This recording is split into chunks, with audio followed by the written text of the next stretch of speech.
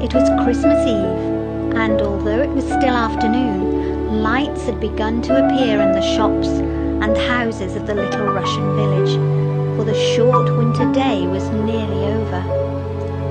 Old Papa Panov, the village shoemaker, stepped outside his shop to take one last look around. The sounds of happiness, the bright lights, and the faint but delicious smell of Christmas cooking reminded him of past Christmas times when his wife had still been alive and his own children little. His usually cheerful face looked sad now, but he went back indoors with a firm step, put up the shutters and set a pot of coffee to heat on the charcoal stove.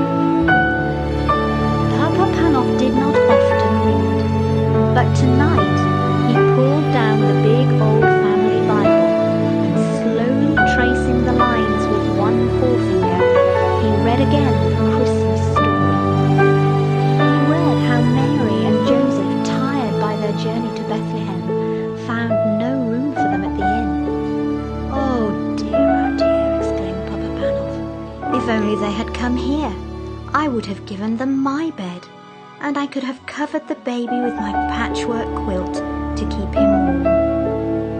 He read on about the wise men who had come to see the baby Jesus, bringing him splendid gifts. Papa Panov's face fell. I have no gift that I could give him, he thought sadly. Then his face brightened. He put down the Bible, got up, and stretched his long arms to the shelf high up in his little room. Papa Panov smiled with satisfaction. Yes, they were as good as he had remembered, the best shoes he had ever made. I should give him those, he decided. He was feeling tired now, and the further he read, the sleepier he became. In no time at all, Papa Panov was fast asleep. He dreamed that someone was in his room, and he knew at once, as one does in dreams, who the person was. It was Jesus. You have been wishing that you could see me, Papa Panov, he said kindly. Then look for me tomorrow. It will be Christmas Day, and I will visit you. But look carefully, or I shall not tell you who I am. When at last Papa Panov awoke, the bells were ringing out, and a thin light was filtering through the shutters. Bless my soul, said Papa Panov, it's Christmas Day. The street was deserted. No one was stirring yet. No one except the road sweeper. He looked as miserable and dirty as ever, and well he might. Whoever wanted to work on Christmas Day? And in the raw, cold and bitter freezing mist of such a morning. Papa Panov opened the shop door. Come in, he shouted across the street cheerily. Come in and have some hot coffee to keep out the cold. The sweeper looked up, scarcely able to believe his ears. He was only too glad to put down his broom and come into the warm room. Papa Panov watched him with satisfaction, but every now and then his eyes strayed to the window. Expecting someone? The sweeper asked at last. So Papa Panov told him about his dream. Well, I hope he comes, the sweeper said. You've given me a bit of Christmas cheer I never expected to have. I'd say you deserve to have your dream come true. And he actually smiled. When he had gone, Papa Panov went to the door again, scanning the street. The girl walked so slowly and quietly, hugging the walls of shops and houses, that it was a while before he noticed her. She looked very tired, and she was carrying something. As she drew nearer, he could see that it was a baby wrapped in a thin shawl. Won't you come in? Stepping outside to meet them. You both need a warm by the fire and a rest. The young mother let him shepherd her indoors and to the comfort of the armchair.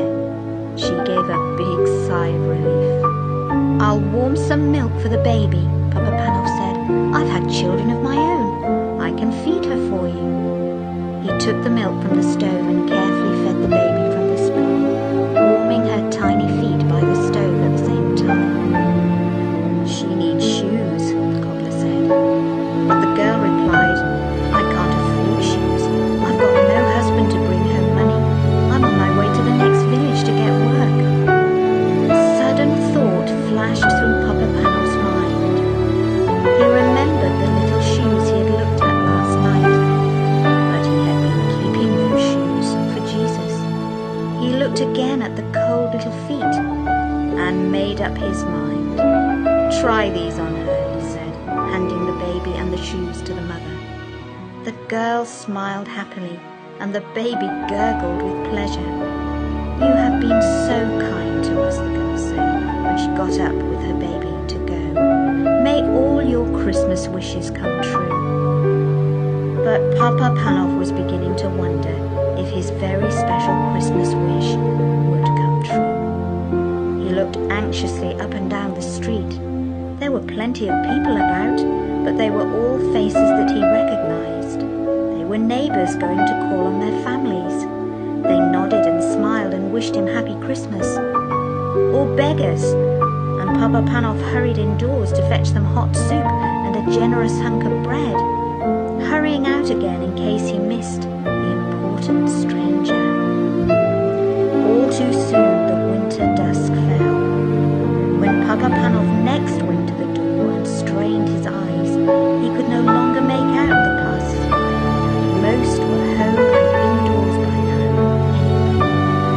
So, it had been just a dream after all. Jesus had not come. Then, all at once, he knew that he was no longer alone in the room. This was not a dream, for he was wide awake. "Who are you?" he called out, bewildered. It was the voice of Jesus. "I was hungry and you fed me," he said. "I was naked and you clothed me. I was cold and you warmed me. I came to you today in every one of those you helped and welcomed." Then all was quiet and still.